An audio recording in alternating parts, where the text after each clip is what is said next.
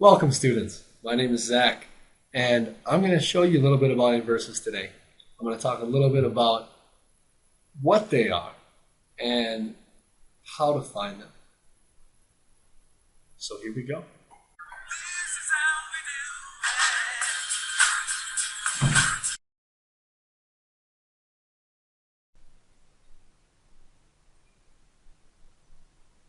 It is helpful when working with inverses to have a grasp about what it means to be a function.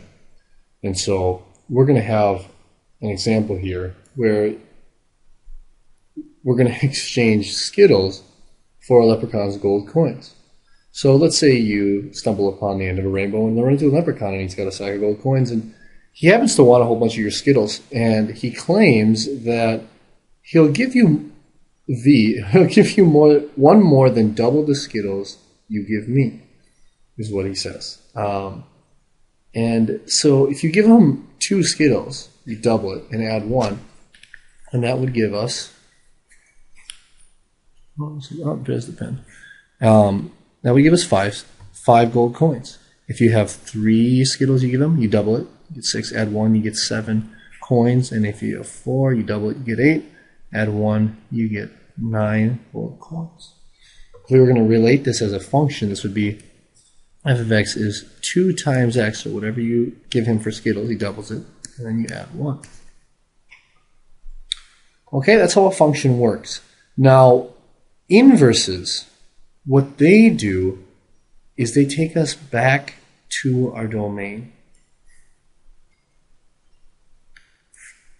An inverse takes us backward, which is the notation for an inverse is f to the minus 1 power of x.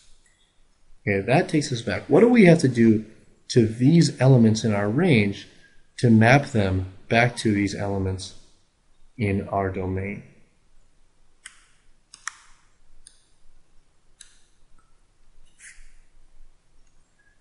So, let's say if you decide after walking in the woods for a while that, oh, I really needed that sugar. These gold coins are not all that valuable out in the woods. So you want to go back to the end of the rainbow and find the leprechaun and exchange your coins back. And since he's a reasonable man, he will do that at the same rate. So let's say you had 13 coins. You want to know how many Skittles you'll get back. Well, if we go back to our original relationship, which was f of x equals 2x plus 1, the inverse is the opposite, in the opposite order. So rather than adding 1 at the end, we're going to subtract 1 in the beginning. And then rather than doubling it, we're going to divide by 2. So we subtract 1 from this 13 and we get 12. We divide that by 2 and we get 6 Skittles in return. 21, if we subtract 1 from that, and half that, we're back down to 10. Now, if you may have traded your entire bag and you got all the gold coins you could handle, 101, let's figure out how many Skittles we would get in return. We subtract 1 and divide by 2. It brings us to 50 Skittles. And that function ends up being, well, we just do the opposite of what we did. So whatever we put in, like our x's here, our inputs, we subtracted 1 and divided that result by 2. Now there's a method for doing this in general for functions, and that's what we're going to go look at right now. How to find an inverse. Okay, so here we have the function f of x equals 4x divided by x minus 2. For all intents and purposes, f of x is the same thing as y. When we talk about y in terms of this test, in terms of many of the math classes we'll take, they are essentially the same thing. So y equals 4x over x minus 2.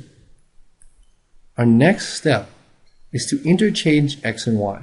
So where x was, you put a y there, and where y was, we put an x there. And this is kind of how inverses work. The domain and ranges get switched. So x equals 4y over y minus 2.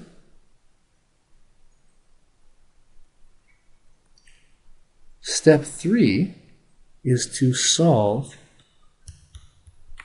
for y. So if we look at what we have right now, we have x equals 4y over y minus 2. So we got to get that y out of the denominator. So we multiply both sides by y minus 2.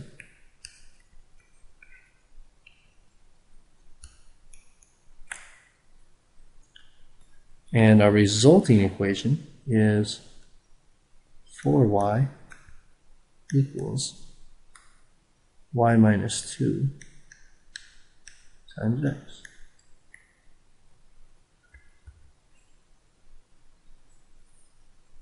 Okay.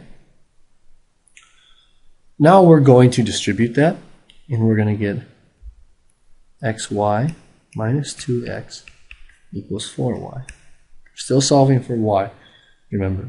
So then let's get the y terms together. So I'm going to bring this minus xy over, and my resulting equation is negative 2x equals 4y minus xy, and factor out a y.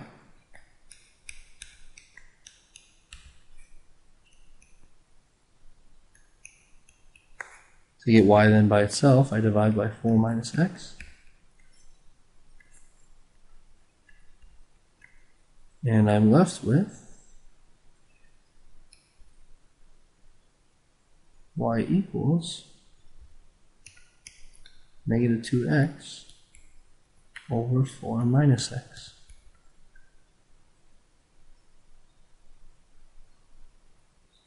This is our inverse, so we can write it as f minus 1 of x equals negative 2x over 4 minus x.